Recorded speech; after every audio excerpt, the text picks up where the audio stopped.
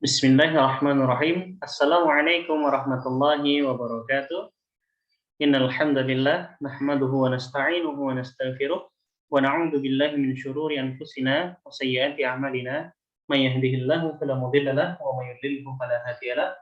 Asyhadu an la ilaha illallah wa asyhadu anna Muhammadan 'abduhu wa rasuluh. Allahumma shalli wa sallim wa barik ala Muhammadin wa ala ali Muhammad. Amma ba'd.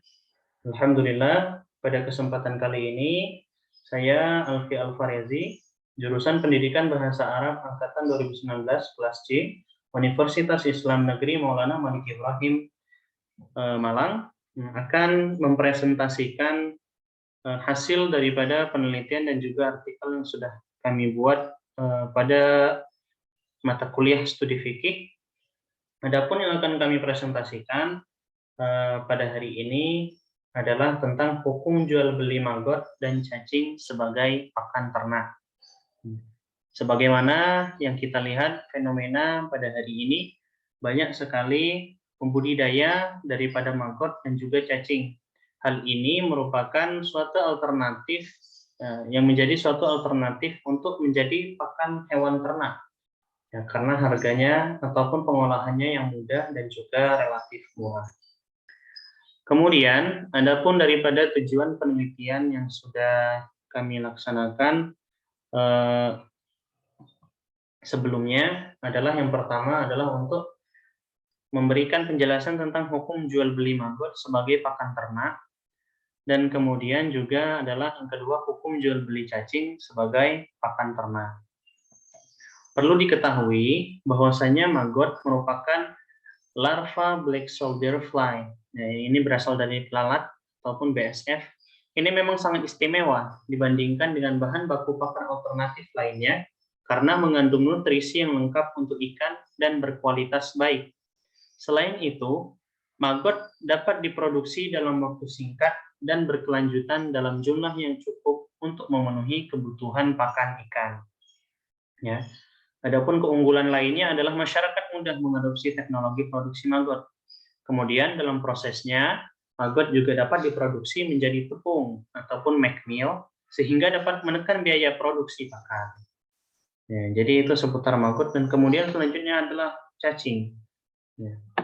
Cacing tanah atau Lubricus fabulus adalah makanan alami dengan sumber protein tinggi sebagai bahan pakan ikan alternatif. Ya, budidaya cacing tanah relatif mudah, efisien, dan murah, di mana untuk membudidayakan cacing ini hanya dibutuhkan suatu media berupa tanah dan kompos. Sisa media dari budidaya cacing ini selanjutnya dapat dimanfaatkan untuk pupuk tanaman ataupun kascing. Karena penguraian sampah organik oleh cacing tanah banyak menghasilkan unsur hara yang sangat dibutuhkan bagi pertumbuhan tanaman. Kemudian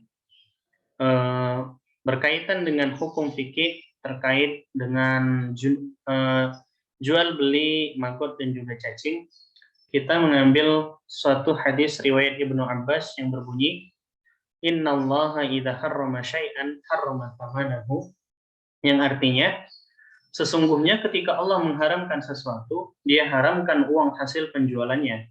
Hadis riwayat Ibnu Abi Syaibah.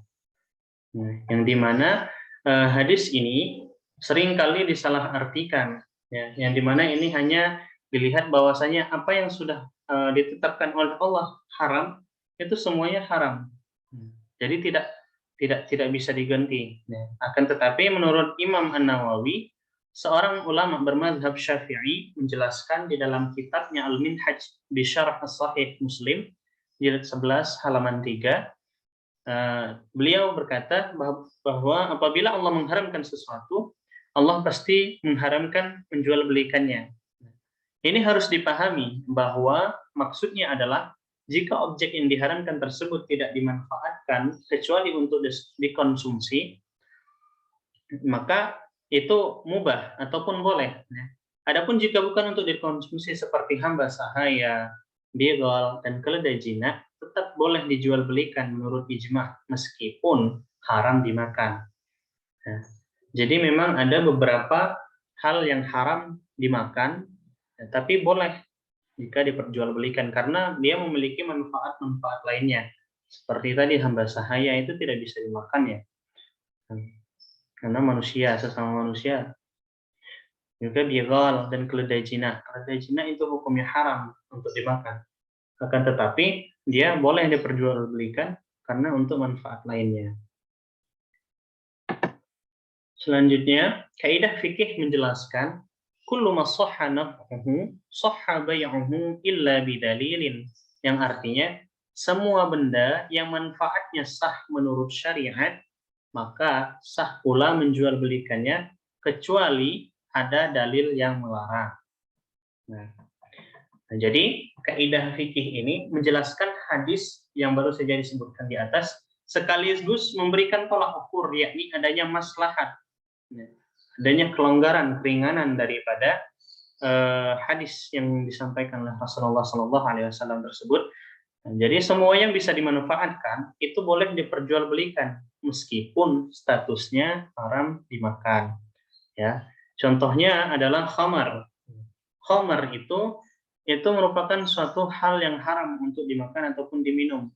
Ya, dan di dalamnya itu mengandung alkohol. Ya, setiap khamar itu rata-rata mengandung alkohol. Akan tetapi semua alkohol itu belum tentu khamar. Jadi alkohol itu tetap boleh diperjualbelikan ya untuk kebutuhan lainnya. Akan tetapi khamar tidak boleh. Ya.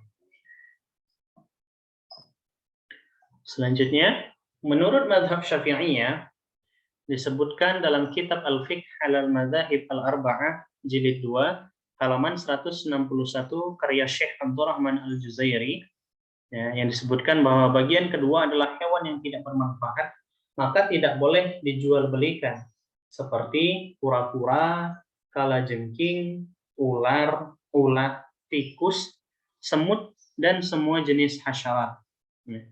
Jadi tidak perlu melihat manfaatnya karena manfaatnya terlalu sepele.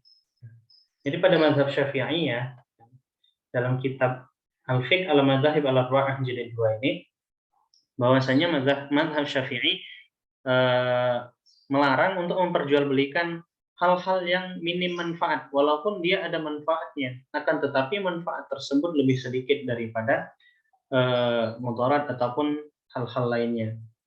Sedangkan menurut mazhab Hanafiyah masih membolehkan untuk memperjualbelikan hasyarat. Hasyarat itu merupakan hewan-hewan yang ada di dalam tanah ataupun serangga yang tidak memiliki tulang punggung, asalkan dipandang ada manfaatnya. Jadi menurut mazhab Hanafi, ya, itu hasyarat masih tetap boleh diambil atau dijual belikannya. Disebutkan dalam kitab Al-Fiqh Al-Islami wa Adilatuhu karya Syekh Prof. Wahbah Az-Zuhaili, Al-Hanafiyah berkata, sah hukumnya menjual hasyarat dan serangga seperti ular, kalajengking jika memang ada manfaatnya. Di garis besari jika memang ada manfaatnya. Nah, jadi hal-hal tersebut masih boleh untuk diperjualbelikan. Boleh juga menjual benda najis, selain untuk sebagai konsumsi.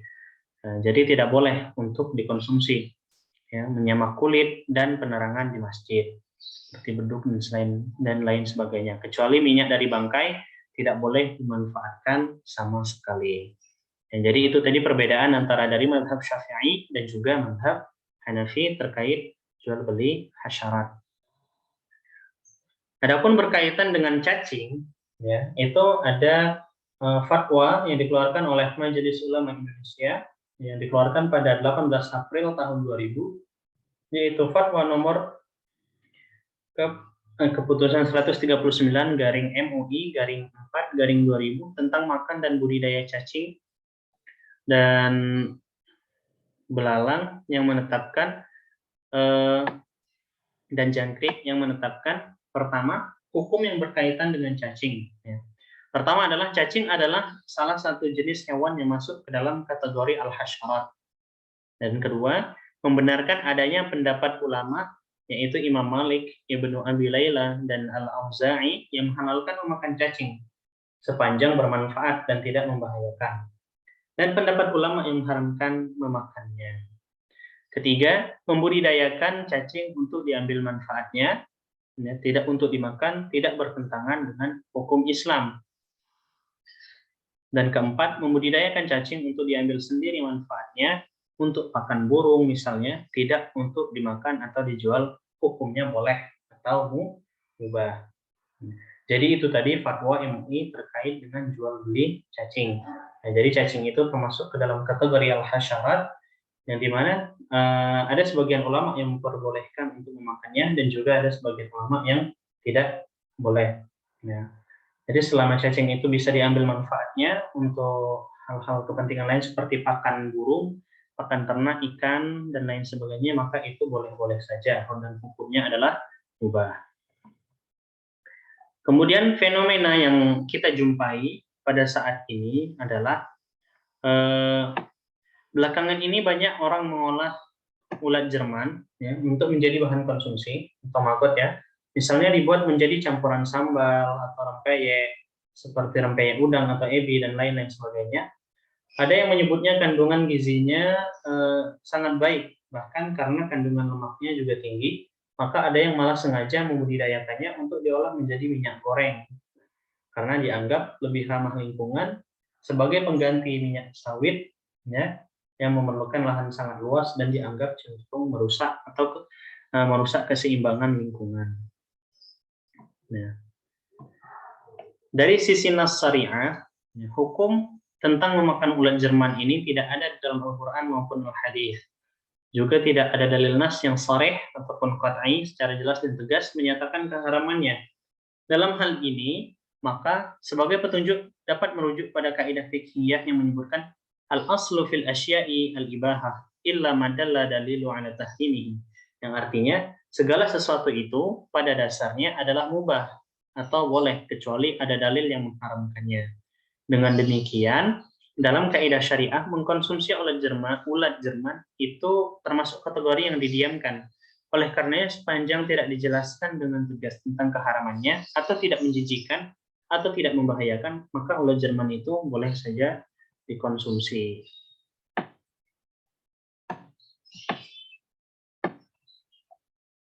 Nah, jadi pada kesimpulannya untuk hukum daripada penjualan jual beli maggot sebagai pakan ternak, ya tentunya itu dibolehkan ataupun mubah selagi itu bermanfaat. Akan tetapi jika untuk dimakan itu kembali kepada orang yang membeli atau kepada kita sendiri, yang dimana kita apabila kita melihat hal tersebut merupakan suatu hal yang menjijikkan, maka itu maggot tersebut dapat dikategorikan sebagai sesuatu yang khaba'is ataupun najis. Dan sesuatu yang najis maka tentunya tidak boleh untuk dimakan atau dan hukumnya haram. Ya. Mungkin kurang lebih seperti itu presentasi terkait hukum jual beli maggot dan cacing sebagai pakan ternak. Ya. Untuk kesalahan saya mohon maaf, dan segala kekurangan juga saya mohon maaf karena kami masih dalam proses belajar. Dan akhirul kalam kami ucapkan terima kasih. Wabillahi taufiq wal hidayah wa ridha wal inayah. Wassalamualaikum warahmatullahi wabarakatuh.